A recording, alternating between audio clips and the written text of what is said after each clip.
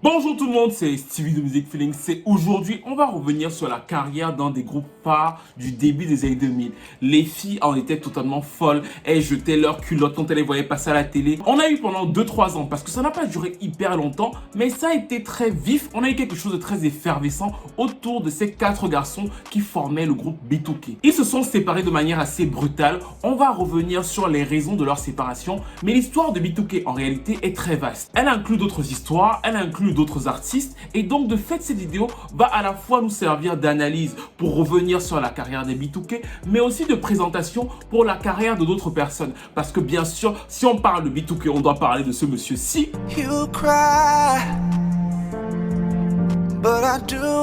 ou encore de cette fille-ci qui est l'héroïne de cette histoire.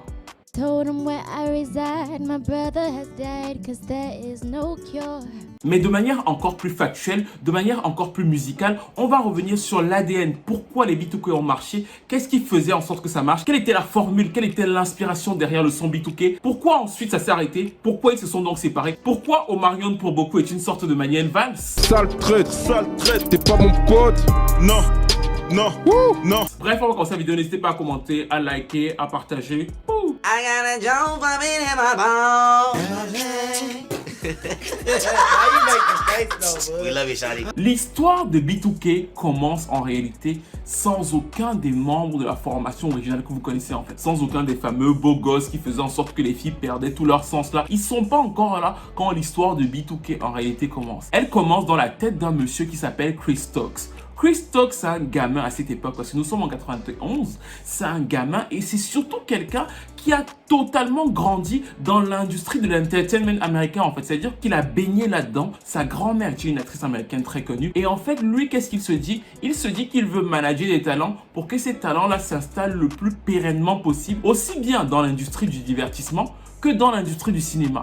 Et donc, il rencontre 3 garçons. Ces 3 garçons-là, ce sont Kelton, Jérôme, qu'on va appeler plus tard Romeo, et surtout Marques Houston, qui vont former ensemble le groupe, le premier groupe de Chris Stokes. Ça s'appelait Immature. Leur premier album sort en 92 et c'était ça. Ce sont les premières apparitions dans le business de Marques Houston, qui plus tard donc va apparaître dans la série Sister Sister, et tout le monde va commencer à dire Rock-a-bye baby on the treetop.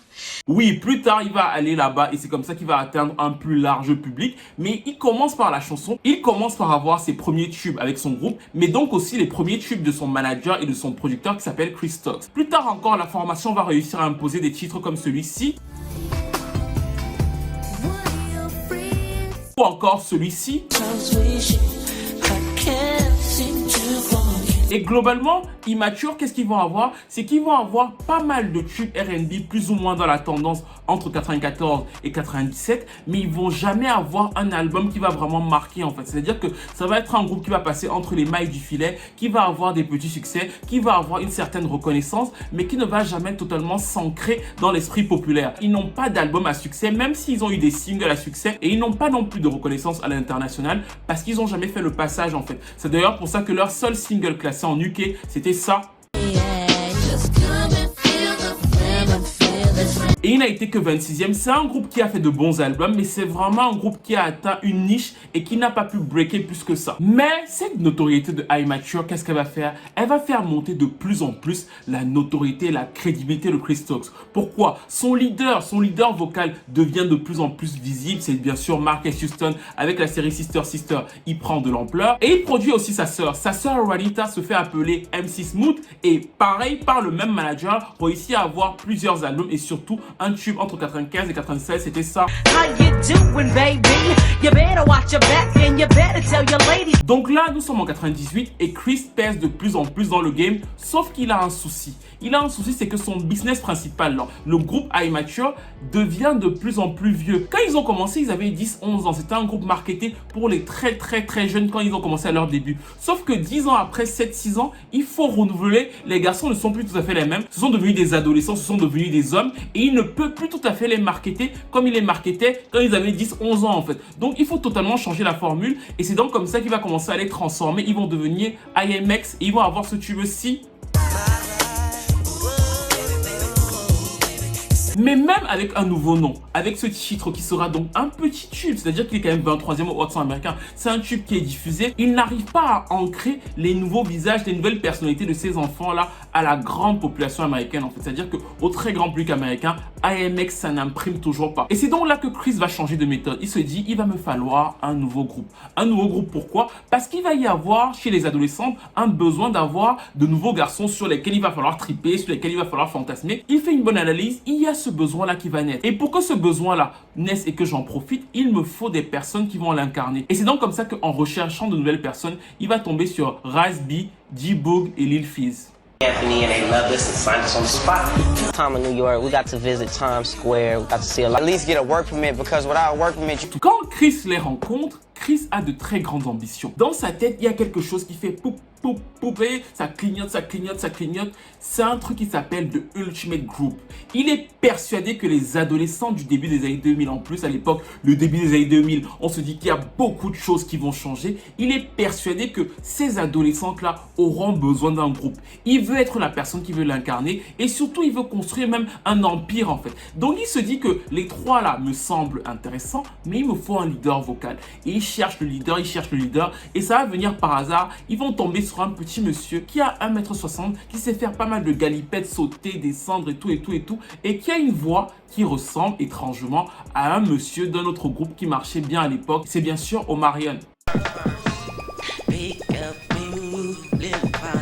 C'est ce jour-là très exactement que les B2K tels que vous les connaissez sont nés. D'ailleurs, B2K, ça signifie quoi? Ça signifie Boys of the New Millennium. Ce sont les garçons du nouveau millénaire. Il y avait vraiment cette idée chez Chris Stock de prendre de l'ancien et d'en faire quelque chose de nouveau. Parce qu'encore une fois, vous voyez bien que depuis le début, lui-même, il avait un groupe en fait. Mais là, il s'est dit, je vais prendre mon ancienne formule que j'avais pensée, je vais la renouveler pour un nouveau public. Et pour ça, il va voir un monsieur qui, à l'époque, est très friand de ce genre de choses. C'est Tommy Mottola. Tommy Mottola, qui, à l'époque, est à la tête de Sony Music. C'est l'ex-mari de Mariah Carey. Et surtout, à l'époque, il a une stratégie. Il se dit qu'il faut absolument qu'on apprenne aux très jeunes à acheter des CD en fait. C'est quelque chose qui l'obsède parce que pendant 10 ans, il a dirigé l'industrie. Au début des années 2000, les majors commencent à voir que les gens achètent moins. Donc de fait, Tommy Mottola veut absolument quoi? Il veut absolument, et il le dit dans plein d'interviews à l'époque, c'est vraiment un truc qui l'obsède, que les gens qui ont moins de 14 ans achètent beaucoup d'albums et qu'on leur apprenne à acheter des albums. C'est pour ça qu'à cette époque-là, il lance énormément de petits projets qui ne vont pas prendre et qui vont lui coûter sa chute plus tard. Mais son objectif était clair, apprendre à des enfants qui n'avaient pas encore pris l'habitude d'acheter des albums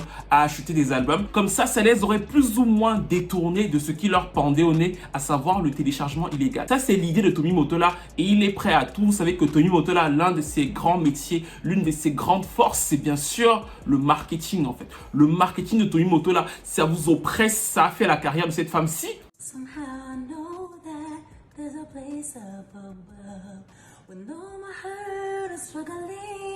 Ça a aussi fait la carrière de cette femme-ci.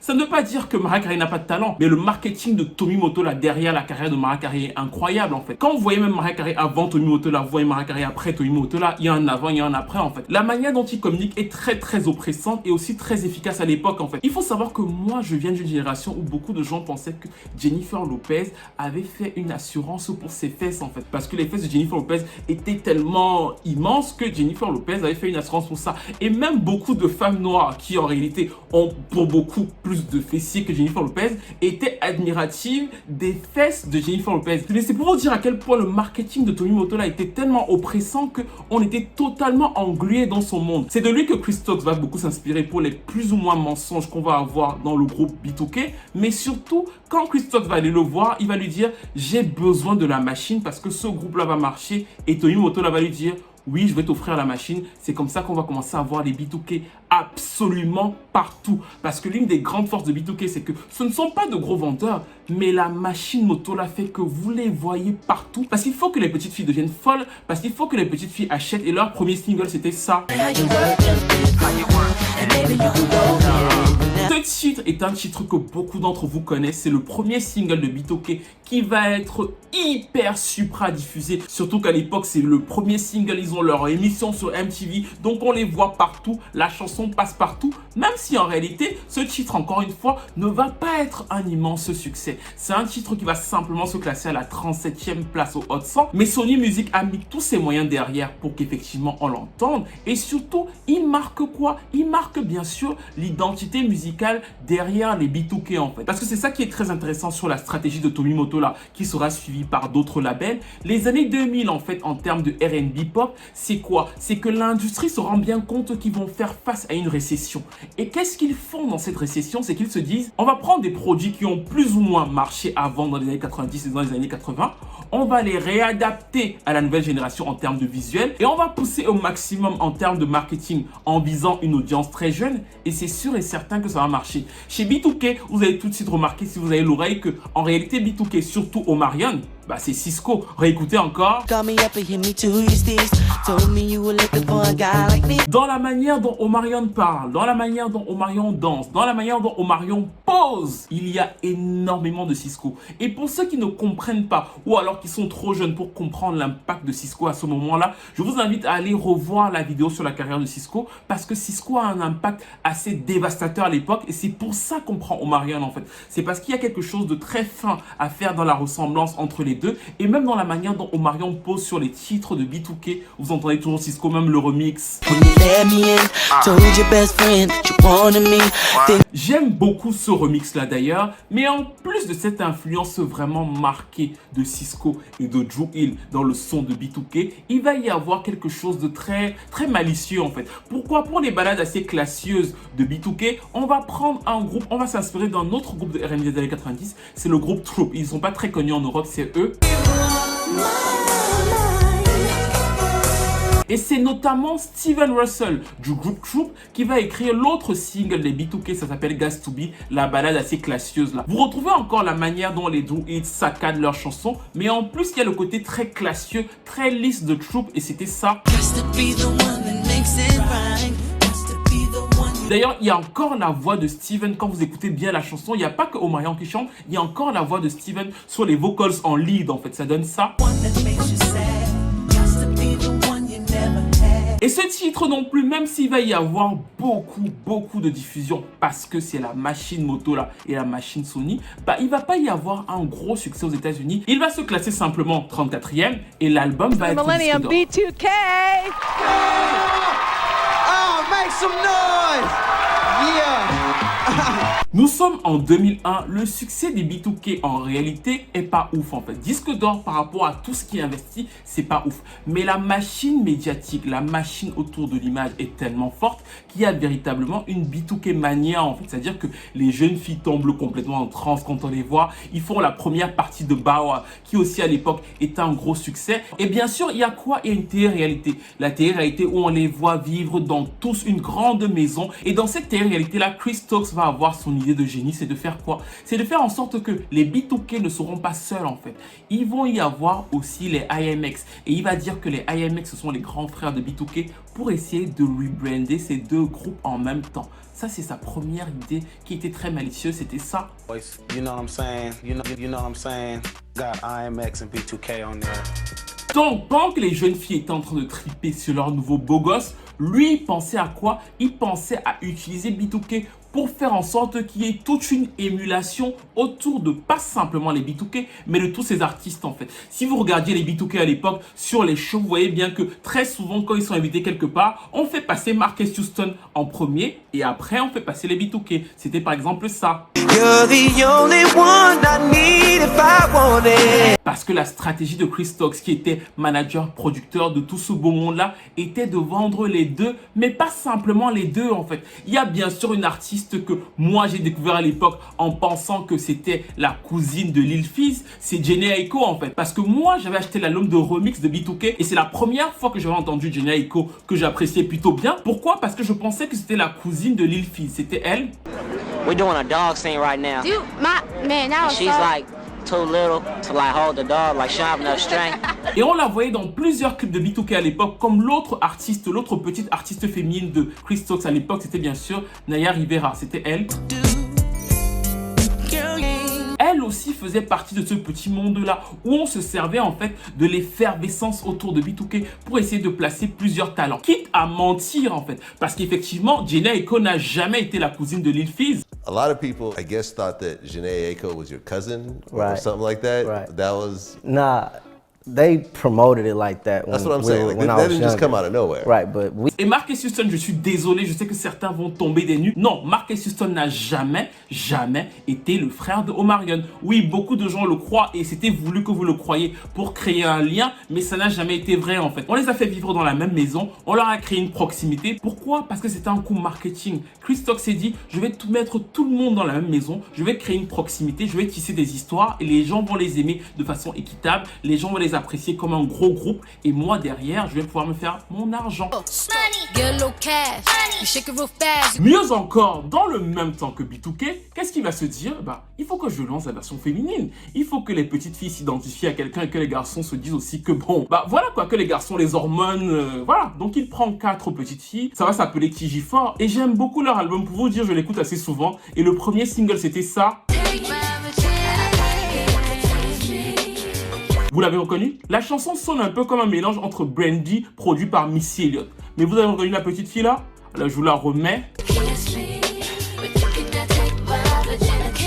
Là, je sais que vous avez vu, c'est bien sûr la petite Céline Streeter en fait. Parce que Céline Streeter est une de ces autres artistes qui a commencé dans ce carcan autour des B2K.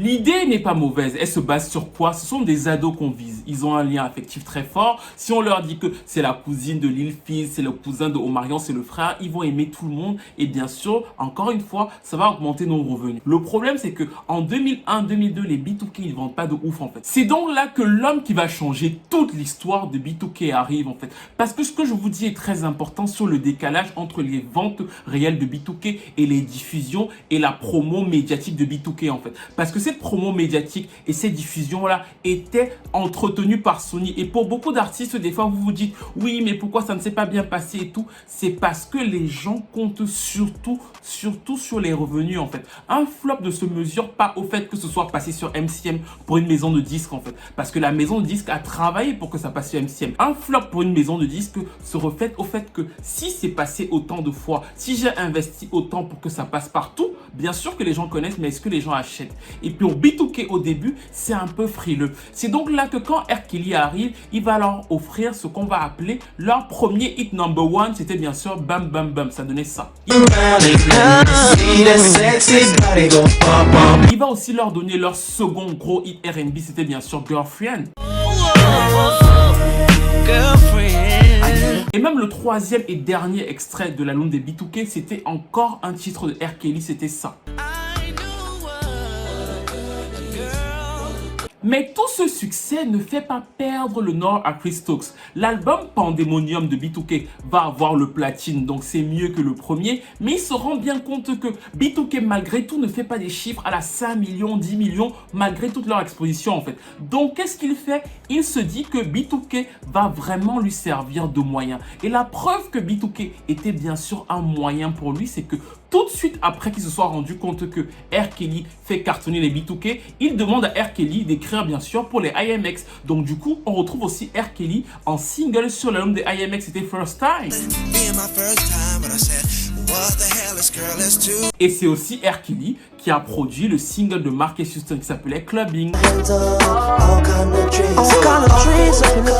L'homme est malin, il ne met pas tous ses œufs dans le même panier et il se sert du plus gros panier pour essayer de garnir les autres en fait. Parce que Marques Houston vit aussi dans la même maison que tous les autres B2K et Marques Houston c'est le leader de IMX et donc il s'assure que Marques Houston ait aussi pas mal de visibilité. Quand B2K prend finalement vraiment en 2002 avec ce gros tube, il va faire là encore ce que tout bon marketeur sait faire. Si vous avez un groupe qui touche les ados et qui à un moment prend fort, qu'est-ce que vous allez faire? Bien sûr que vous allez saigner les parents. C'est pour ça que dans l'année 2002, B2K va sortir un album de remix, un album de Noël et que début 2003, ils vont sortir un second album de remix en fait. C'est-à-dire qu'il va y avoir un album de remix du premier album, un album de Noël et un second album de remix du second album. Pourquoi? Parce qu'ils savent que les parents en ont dans le portefeuille. Il faut les saigner, même si ça ne vend pas beaucoup, on prend du cash en fait. Et effectivement, hormis l'album, le premier album qui va faire disque d'or et le second album qui va faire disque de platine, ça va pas prendre de ouf. Mais Chris Stokes va s'assurer de faire le maximum de cash jusqu'au moment où il va avoir l'idée de produire le film You Got Served. C'était ça. Et le film va vraiment être l'apothéose de l'image des B2K. Pourquoi? Parce qu'il va être un gros succès au box-office, même si parallèlement, musicalement, il ne va pas y avoir un gros tube. La chanson Badaboom va simplement se classer à la 59e place au Hot 100 américain. B2K au début de l'année 2003, c'est un peu beaucoup de frenzy autour de l'image parce qu'autour du son, ils n'ont pas de son identifié. Le début, c'est très Cisco, ensuite c'est R. Kelly, sauf que c'est cool d'avoir des tubes de R. Kelly. Mais R. Kelly, non seulement il fait des tubes à tout le monde, mais en plus R. Kelly lui-même fait les mêmes tubes en fait. C'est-à-dire que le son de R. Kelly est plus ou moins partout et il est la personne qui l'incarne le mieux. Donc de fait, vous n'avez pas vous-même votre propre identité et c'est le problème qui va se poser au niveau du groupe en fait. Il y a une identité visuelle qui plaît aux jeunes filles, mais il n'y a pas d'identité sonore. Il faut travailler cette identité sonore et au moment où il va falloir la travailler, on va avoir les problèmes de... Bien sûr, on va avoir des problèmes d'argent, mais ça, vous l'aviez deviné parce que vous regardez les vidéos de plus en plus, donc vous savez déjà comment ça se passe en fait. Il y a des problèmes d'argent parce que les 4 garçons, eux, ils travaillent depuis le début. Il y a beaucoup de succès, mais ils se rendent compte que les caisses ne sont pas pleines. Ils vivent dans l'espèce de manoir avec Marcus Houston et les gars de IMX, notamment un gars de IMX va partir, mais ça, c'est pour une autre vidéo. Ils vivent dans cette espèce de manoir, mais ils sont un peu prisonniers en fait. Chris Stokes contrôle absolument tout. Ils n'ont pas le droit sur leurs finances. Chris Stokes leur loue des voitures, il leur loue des maisons, ils ont le droit absolument sur rien, rien n'appartient à B2K, même le nom B2K ne leur appartient pas, ils sont vraiment des espèces de petits bonhommes dans un château doré en fait, et ils veulent se libérer, ils vont vers leur famille et ils décident donc finalement de se rebeller en fait, ils se rebellent contre Chris Stokes qui les maltraite et ils disent que entre eux les 4 là, ils vont quitter la formation, trouver un nouveau management et donc se rebrander et revenir avec leur nouvelle identité. What you going home for? Like we couldn't even go home. You know what I mean? It's like pretty much it went in the direction to where he had control over our lives. We were scared to go home. So if we wanted to go home, we could only go home for like a day and a half, and we had to come back because you know what I'm saying. He didn't trust us at home. You know what I'm saying? Or he would make some business, you know, thing pop up to where we had to. Les 4 garçons se séparent et chacun rentre en famille en sachant que là on prépare un plan en fait. Le plan c'est de quitter Chris et donc de faire une OPA sur les B2K en fait. On quitte le manager, on fait une nouvelle formation et on dit que ce sont les nouveaux B2K. Ils sont tous d'accord sur ça, sauf qu'un jour ils se rendent compte que 49.3. Omarion les a trahis en fait. Omarion est allé voir Chris Stokes et il lui a dit quoi? Il lui a dit que gars, comme tu vois là on se préparait à partir. Et Chris Stokes s'est dit quoi? Oui, les autres là et moi on était en train de partir, mais là moi je viens de te dire et je trouve que en fait ce n'est pas très juste. Donc de fait, qu'est-ce que Chris Stokes va faire? Chris Stokes va simplement les faire partir de la formation en fait. Et on ne va pas les appeler pour leur dire qu'ils ne sont plus dans B2K. On va dire que B2K c'est fini, Omarion en solo en fait. C'est exactement comme ça que le groupe va se terminer. Ils vont découvrir qu'ils sont exclus de la formation dans les médias alors que eux en fait à la base ils attendaient Omarion pour pouvoir faire une OPA en fait. Ils se sont fait doubler et ils vont très mal le vivre. Ils vont dire dans plusieurs interviews à Jet Magazine ou bien à la télévision américaine, notamment chez BET, il y a une interview où ils disent clairement que Chris Stokes c'est le diable. C'était ça. Give you 2 examples. Scream Tour 2, Scream Tour 3. We didn't make any money. Not one penny. And when you say you didn't make any money, like what do you mean you didn't make any money? To us? We did 3 months of touring. In total, we did 6 months of touring and didn't receive 1% of a penny. We didn't receive a dime. Il va y avoir avec Omarion une bataille médiatique féroce parce qu'ils vont notamment dire que Omarion en réalité a une carrière solo grâce à eux en fait. Ils vont dire que nous on est allé le voir pour faire un plan pour quitter B2K et ensuite lui il est allé dire qu'on était en train de faire le plan, nous on nous a exclus et de l'autre côté maintenant il a une carrière solo, c'est grâce à nous, il s'est servi de nous pour pouvoir avoir cette carrière solo. The reason he got a career, dog. If it wasn't for us, that nigga wouldn't have blew solo. I said now, I don't care. Omarion va dire que non, pas du tout. Il n'y a pas de problème d'argent. Chris s'est toujours très bien comporté avec lui, que Marques Houston s'est toujours très bien comporté avec lui. Et eux, de leur côté, vont dire que ce n'est pas vrai du tout, en fait. C'est juste que Omarion a renégocié son contrat et maintenant qu'il est à l'aise, il nous abandonne. Il se dit que il va faire sa carrière avec eux et que de toute façon, nous, on ne sert pas à grand chose. C'est comme ça que la distance va se créer, c'est comme ça que le groupe va se fissurer. Et j'insiste sur le fait que les garçons, encore une fois, n'ont pas été prévenus directement qu'ils ont été bannis de B2K en fait. Ça vous rappelle qui? Ça vous rappelle Matthew Knowles. Comme ils ne possédaient absolument rien et qu'ils étaient exploités pour un objectif précis. Et vous avez vu que depuis le départ, il exploitait bien la marque B2K pour mettre ses points par-ci par-là dans l'industrie en fait. Dès le moment où il s'est rendu compte que cette marque-là n'allait plus lui rapporter ou n'allait plus être aussi docile qu'il le voulait, il s'est dit, je me débarrasse des autres, je mets Omarion en solo. Et c'est exactement ce qui s'est produit dans l'album d'Omarion qui va sortir avec ce single-ci. Il va même y avoir des chansons qui étaient prévues pour l'autre album des B2K en fait. On va vraiment les effacer de la circulation, même si effectivement, vous savez déjà que l'histoire ne va pas s'arrêter là en fait. Les B2K se séparent définitivement entre 2004 et 2005, mais l'histoire va continuer vu qu'ils sont de retour en 2020 et qu'il va y avoir un immense drame. Un drame en 2007, c'était ça. I mean, me and Boog was in a room together. Chris Stokes put us in a room together and made us do stuff together. Chris Stokes et Marques Houston sont accusés par Raz B de pédophilie. Dans le fameux manoir là, dans le truc qui était tout beau, où les filles idolâtraient les beaux gosses de B2K, il y avait apparemment des choses plus ou moins horribles selon Raz B qui se passaient. L'histoire apparaît en 2007. Elle va faire un grand boom et les deux clans seront absolument les mêmes. À savoir qu'on va retrouver Raz B d'un côté et de l'autre côté, on va retrouver Omarion, Chris Stokes et bien sûr Marques Houston. Jusqu'aujourd'hui, cette histoire, en 2020, continue de gangréner la formation. Quoi ? Vous voulez qu'on en parle? Bah, si vous voulez qu'on en parle, n'hésitez pas à liker au maximum parce que moi-même en ce moment, je suis en train de faire ma petite enquête à la manière de la vidéo sur R. Kelly pour revenir un jour sur cet aspect-là, l'autre aspect psychologique de la carrière des B2K. Là, nous étions sur l'histoire musicale, comment le groupe a été formé, on a introduit chacun des personnages, donc c'est la fin de la vidéo. N'hésitez pas toutefois à me dire ce que vous pensez des B2K, de l'histoire des B2K, du son des B2K qui était très inspiré du son d'autres artistes, mais ça c'est commun à beaucoup d'artistes R&B pop du début des années 2000 en fait, parce que la formule était de se dire que on va prendre ce qui a marché dans les années 90, on va ajouter un son un peu plus pop, une nouvelle image et ça va fonctionner. C'est pour ça que les B2K ont explosé avec l'imagerie et l'identité sonore de Sisqó, mais même Omarion jusqu'aujourd'hui, souvent quand vous l'entendez, vous entendez Sisqó en fait. Écoutez Icebox là tout de suite.